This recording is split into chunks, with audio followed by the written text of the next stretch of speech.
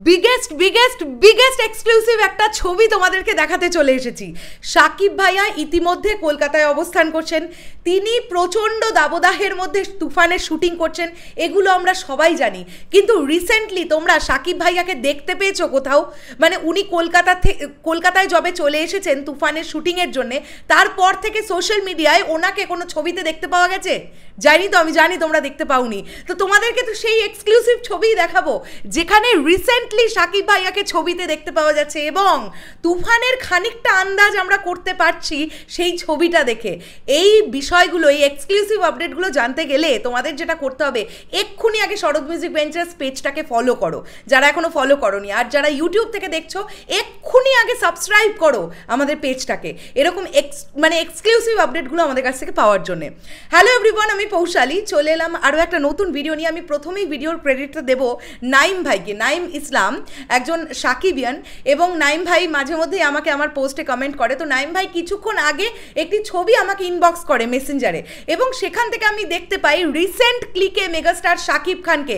তোমাদেরও দেখাবো এই বিষয়টা, আমি ডেফিনেটলি স্ক্রিনশট তো দিচ্ছি, তোমরা সাইডে দেখতেই পাচ্ছ।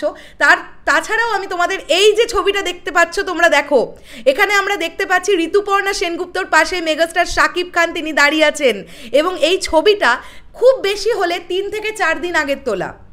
কেননা আমি কেন বলছি এতটা শিওরলি, এই যে ড্রেসটা পরে ঋতুপর্ণা সেনগুপ্ত আছেন, উনি এই ড্রেসটা পরে একটি ছবি 29শে এপ্রিল পোস্ট করেছেন ওনার একজন ফ্রেন্ডের বার্থডে উপলক্ষে। এবং এছাড়াও আপকামিং একটা সিনেমা আসছে যেটা 10ই মে রিলিজ করবে এপার বাংলায়, দাবারু বলে।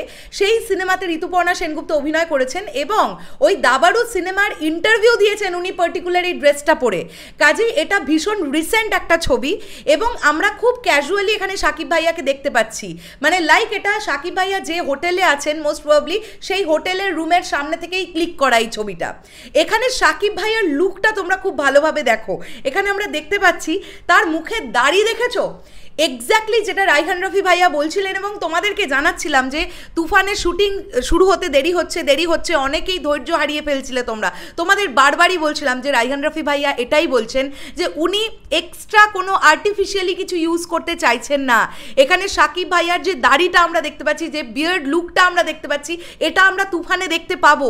আর এই অপেক্ষাটার জন্যই তুফানের শুটিং শুরু করতে একটু দেরি হয়েছে, কেননা আমরা জানি রাজকুমারের সময় সাকিব ভাইয়া একদম ক্লিন শেভে ছিলেন, বা পরের দিকে আমরা দেখেছি খুব হালকা দাড়ি, বাট সেই জায়গাটা থেকে এই অবস্থাটাতে আসতে তো একটু সময় লাগে ভাই। তাই জন্যেই একটুখানি সময় নিয়ে শুরু করা হয়েছিল, কিন্তু ঝড়ের গতিতে কাজ এগোচ্ছে, প্রচণ্ড নিখুঁতভাবে কাজ এগোচ্ছে। তো আমি অবশ্যই এই পেজটিকেও অবশ্যই ধন্যবাদ দেব, আলিজ মুরতাজা। এই পেজটি থেকে এই ফটোটা 3 ঘন্টা আগে আপলোড করা হয়েছে, আমি দেখে নিলাম। এবং নাইম ভাইকে এগেইন থ্যাংক ইউ এইরকম একটা সুন্দর এক্সক্লুসিভ বিষয় আমাদের সামনে এনে দেওয়ার জন্য।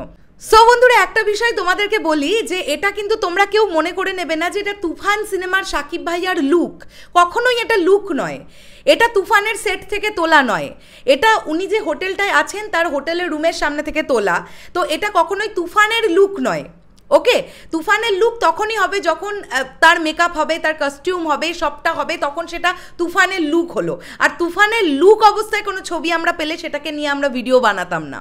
তো এটা সাকিব ভাইয়ার লুক নয়, তিনি ভীষণ ক্যাজুয়ালি আছেন, একদম হোটেলে যেমনভাবে থাকা হয় একজন সুপারস্টার যেরকম থাকেন তিনি সেই রকমভাবেই আছেন, এবং খুব ইজিলি খুব নর্মালি এই পিকচারটা ক্লিক করা হয়েছে আমরা বুঝতে পারছি। আমরা জাস্ট আইডিয়া করে নিতে পারলাম যে সাকিব ভাইয়াকে উইদাউট মেকআপ কীরকম দেখতে লাগছে এখন, মানে তিনি এখন আসল বাস্তব অবস্থায় কীরকম আছেন, এটা আমরা আমাদের সামনে আনতে পারলাম, এটুকু বলতে পারি। সো এই আপডেটটা তোমাদের কেমন লাগলো ডেফিনেটলি কমেন্ট করে জানিও। দেখা হচ্ছে আবার খুব শিগগিরই নতুন কোনো ভিডিও নিয়ে। তাহলে এখনের জন্য সকলকে বললাম টাটা।